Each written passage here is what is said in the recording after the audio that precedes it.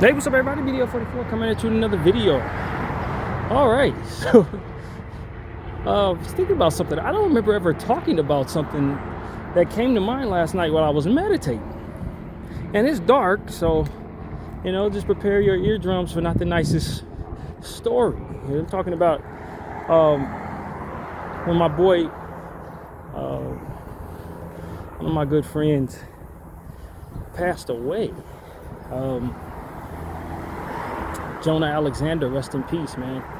It's one of those situations where I had one of those kind of spooky kind of stories attached to his passing. Unfortunately, he died by gun violence back probably like 14 years ago, 15 years ago. And when it was one of those situations where as soon as I got home from North Carolina from visiting my uncle and my grandfather, it was like the day after we got home from our trip, I got the news. And it dawned on me that something, I was thinking about this last night, meditating and praying, thinking about just random stuff, and it came to mind. I was like, yo, yeah, I did have kind of a premonition about my friend's passing. And it's kind of foggy to me. I don't remember exactly how everything went, but I was in at my grandfather's house. Of course, the following, that morning was the morning we were going to be flying back home. So it was my last night at that on the trip. We had been on the road probably for 2 weeks, my mom and I, visiting Oklahoma, Virginia, and DC, I think it was. That's how we usually did that trip. But this is the final night. Spent the night at my grandfather's house in Greensboro, North Carolina. And I'm laying on the fold-out bed, sleep, probably like 2 in the morning. It's still dark. And I hear these massive blasts, like gunshots woke me up. Now, mind you, this is not a bad neighborhood by any stretch of the imagination. My grandfather's well off. He'd owned this house since probably the 40s, 50s or whatever. I don't know. He's had this house since he's been married. Since he had moved, well, probably like the 50s, I think, or something like that. It is a very nice neighborhood. They're okay. And so there was no reason for there to be any gun violence in that area. And it wasn't any gun violence on that block. But gunshots woke me up. And it was as if they were in my inner ear. It was like a shotgun blast. It was so loud. And it jumped up out of my bed. Like, I jumped out of bed. It wasn't just like no, I was like, golly. Like, I thought there was gunfire. Somebody get shot off something in the house. It was nothing but my mother, myself, my grandfather, and my grandmother there. So I know ain't nobody shooting nobody in the house or outside the window, but it didn't sound like it was outside the window. It sounded like it was next to my head. And it's just something I thought about. I remember having some type of dream prior to that too. I think the dream that I woke out of was one of those situations where I was riding in a car in the middle, in the back seat, middle row, in the middle seat, in the back seat, and I was riding with some people I had no business riding with, and I reached under the seat, and I think I pulled out maybe some drugs or something like that I shouldn't have pulled out, and then the shotgun blast woke me up. So it was one of them situations where I remember thinking about that on the way home, the flight home, that crossed my mind, and I was like, man, what was that? What really was that? Only to come home 24 hours and find out my friend had been shot. That's just something I don't think I've ever discussed on this channel or even thought about to discuss on this channel. I don't think I've ever mentioned that. But yeah, I had one of those weird premonitions, man. That happened. That happened. And I don't know if he was shot that night, but I do know that he was shot at night around, if it wasn't that night when I heard the shot, it was like the night after or the night before. I wasn't really sure. I wasn't really sure. But I can tell you that I had known Jonah since I was a very small child.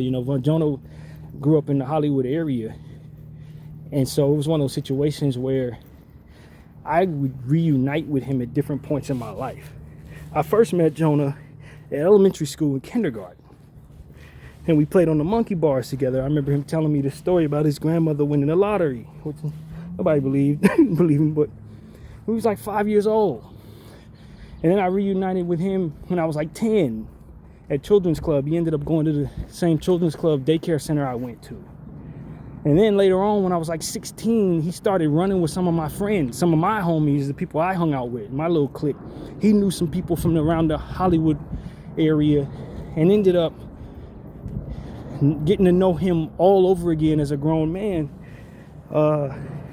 after that. So it was one of those situations where I remember somebody was introducing, when we first got back in touch, somebody reintroduced, hey, I want you to meet my homeboy Jonah. I was like, I know Jonah longer than I know you.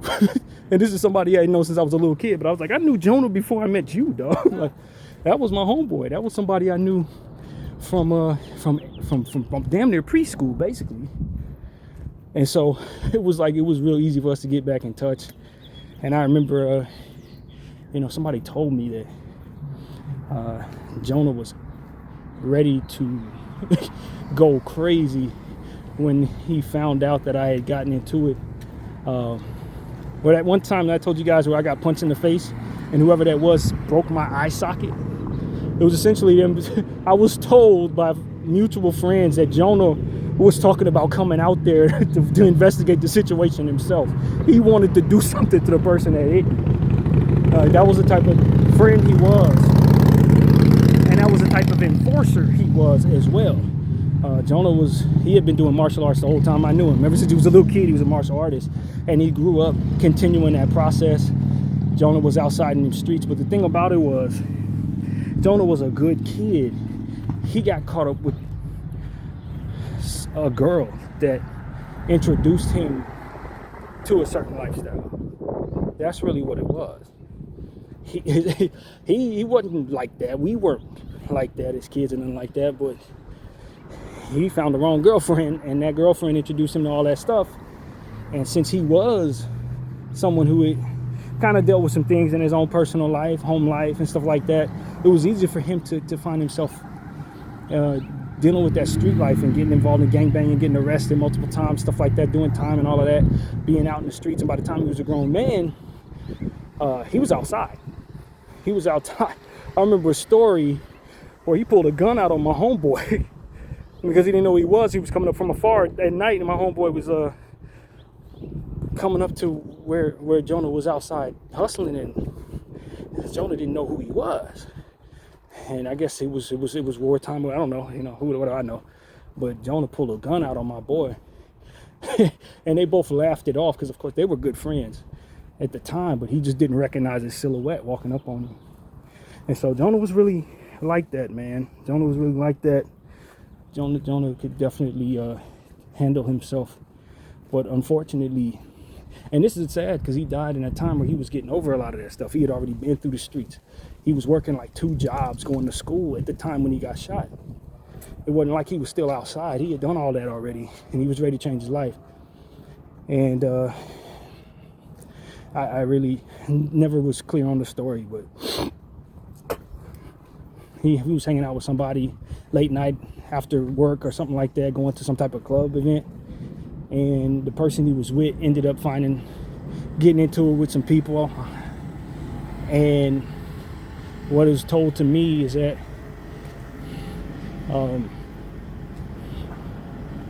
the person that Jonah was with initiated the fight or whatever, initiated the melee or what happened, and somebody pulled out a gun and started firing. From what I understand from the story that was told to me is that Jonah took off running and ran to the end of the block to where somebody who was probably involved in the situation's friend was in a car, saw Jonah running and shot him at point blank range in the back while he was running. So it wasn't the person who initially shot off, from what I was told.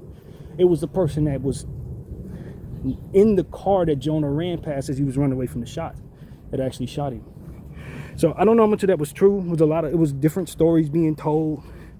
Now I never really actually got confirmation on what happened, but I was told around the way that it was made right, whatever that means. I didn't ask no questions, didn't need to know, but it was made right, whatever it was. I was convinced that my friends and Jonah family was able to move on from that. You know what I mean? One of my close friends was at peace with how that played out, and I just assumed that that's what it was. Streets take care of streets business. But I ended up meeting the person that Jonah was with, and you know, it was good energy between that guy. But I never really was sure if he did not cause what ultimately transpired. I knew he didn't shoot Jonah, but you know how it is when you get into it with some people that you know or some people that you ops with. The homeboys with you end up being a casualty to whatever it is that you get into. There was some discrepancy about whether or not he could have warned Jonah that this was going to be a problem. There was some talk about this person running away and not necessarily letting Jonah know it was a problem when the shots rang off. I didn't really know. I wasn't really sure, but there was some questions surrounding that dude, man. But, you know, to this very day, I still follow that person on Facebook. And from what I understand, there was closure in regards to that too. People made peace with him too. And he has grown kids now, kids graduated and stuff like that. So, you know, I never had a problem with that guy, but I was always not certain of how that ultimately went. It was some sketchy stories surrounding what his role was in the event. So I just never was very comfortable with that, but that's what it was, man. I went to the funeral, and you know, it was hard. It was hard for a lot of us. I wasn't as close to Jonah as some of my other friends were. One of my close friends was actually roommates with Jonah for a long period of time. My boy Les was roommates with Jonah. My boy Cage was roommates with Jonah, and you know, that was extremely hard for them. But you know, it was especially difficult for me because I had known him since we were little kids. You know what I mean? Like when he first started going to school, you know, one of his first little friends. And I just have that distinctive memory of me and him on the monkey bars with nobody else there, just us two. And him telling me stories about how his grandmother won the lottery, how happy he was, they were gonna be rich now. You're talking about early core memories. That's a real thing. So yeah, man, I just wanted to share that with you guys because I had literally forgotten about that whole spiritual thing, hearing the gunshots, and then only to find out my boy had been shot. You know, hearing him all the way across the country, having it wake me up out of my sleep, man. That was unique, and nobody else heard the gunshots. I asked my grandfather, asked my mother if they heard anything. No, and they would have if what it was an actual gunshot. They would have heard it. So that's really what it comes down to. I just don't know what it was that I was tapping into, but it wasn't the first time I had a situation like that, to be honest with you. I might have mentioned my great grandmother having a bell by the bed where her deathbed, a bell that she would ring to kind of get my family members to kind of help her out. And the fact that I heard that bell when she passed away, the same moment she passed away, not only myself but multiple family members heard that bell in our inner ear. It was so loud that it hurt my ear. And only to find out that my uncle in Syracuse heard it, and I think one of my aunts heard it as well in San Francisco. She lived in Richmond. I lived in Hollywood. So like, that wasn't the only time that happened. But yeah, man, take that for what it's worth. Bdf 44. Thank y'all for watching.